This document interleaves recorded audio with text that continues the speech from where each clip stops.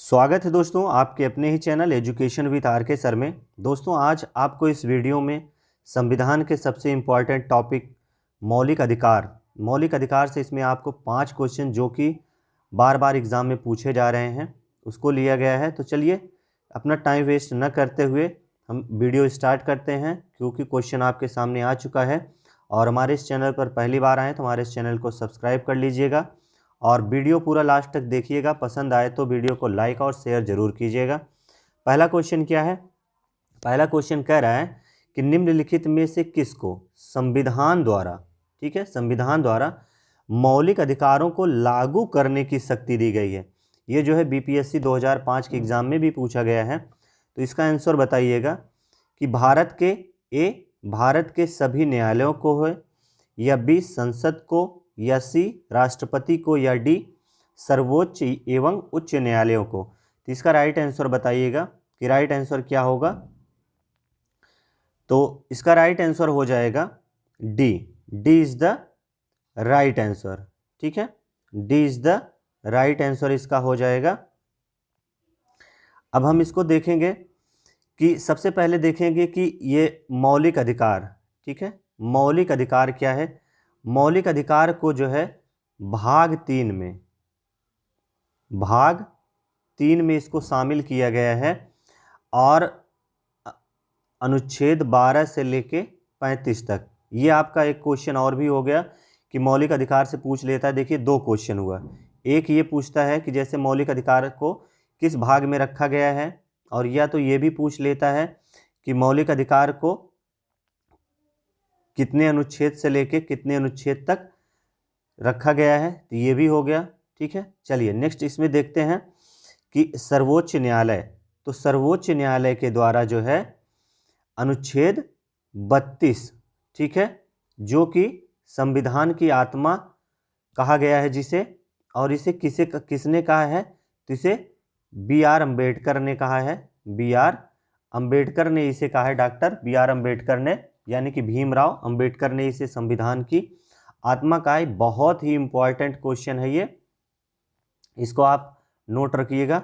अब देखिए उच्च न्यायालय के द्वारा अनुच्छेद 226, ठीक है, उच्च न्यायालय के द्वारा अनुच्छेद 226 में क्या कहा गया है कि ये जो है मौलिक अधिकार की रक्षा कर सकता है, ठीक है। तो इसमें देखिए आपके कई क्वेश्चन हो गए। जैसे ये पूछ लिया जाता है कि अनुच्छेद 32 को बी आर अम्बेडकर के द्वारा क्या कहा गया है, या संविधान की आत्मा किसने कहा है।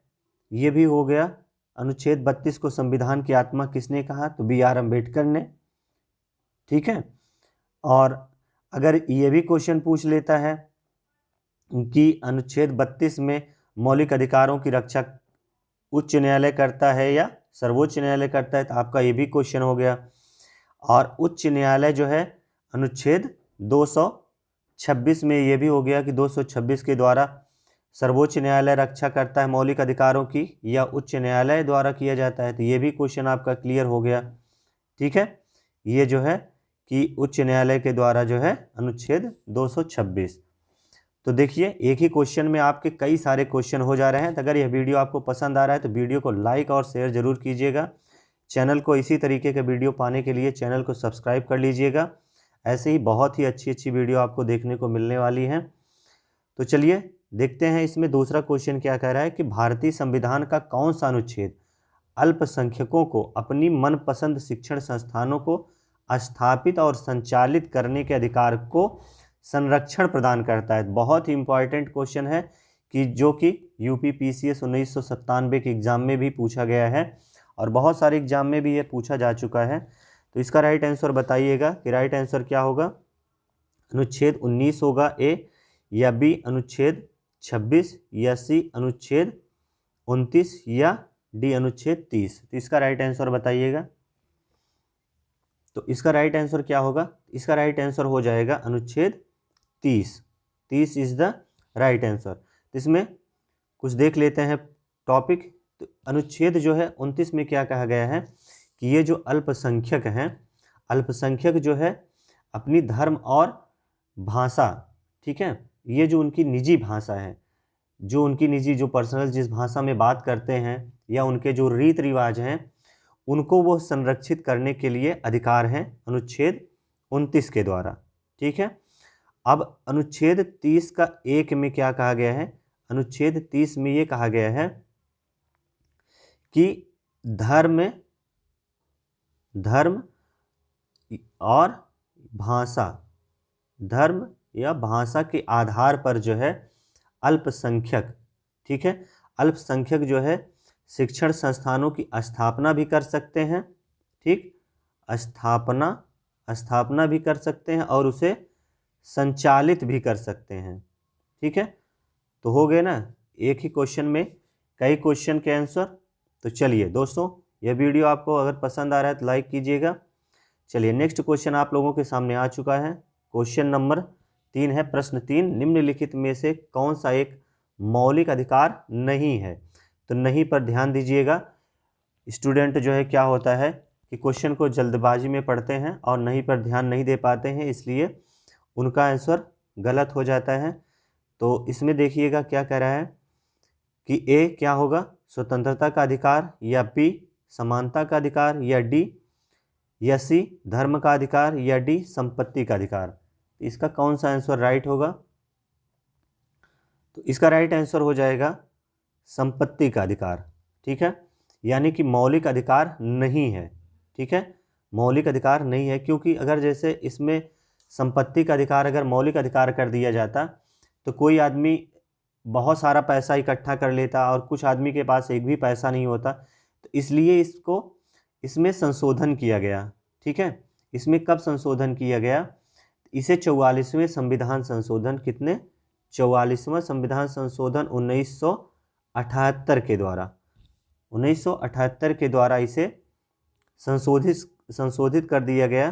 तो सबसे पहले ये कितने अनुच्छेद में था? तो अनुच्छेद यह 31 में वर्णित था, इसका वर्णन था अनुच्छेद 31 में। तो इसे अनुच्छेद 31 से हटा करके किस में कर दिया गया?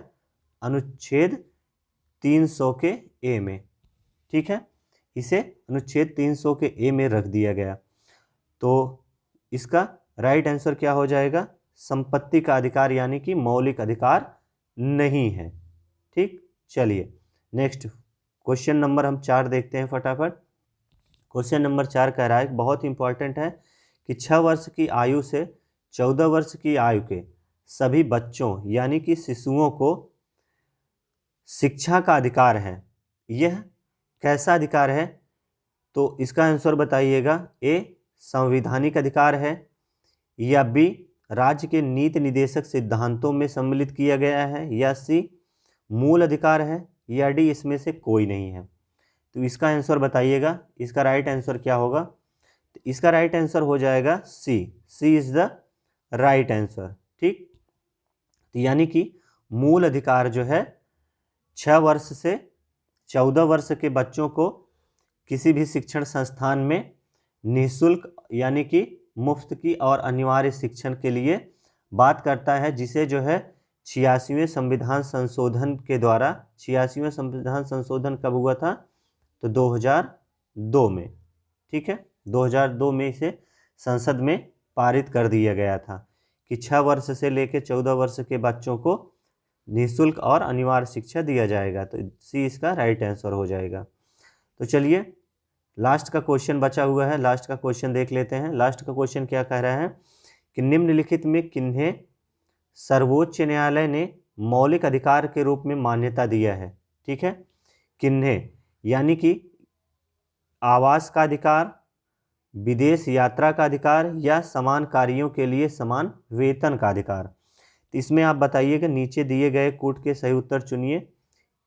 ए बी होगा, या देखिए बी इसमें क्या होगा? बी और सी होगा, या सी में ए और सी होगा, या डी में ए बी सी यानी कि तीनों होगा। तो इसका राइट आंसर बताइएगा। राइट आंसर क्या होगा? तो इसका राइट आंसर हो जाएगा ए, यानी कि आवास का अधिकार और विदेश यात्रा का अधिकार, यानी कि ए और बी दोनों इसके सही हैं।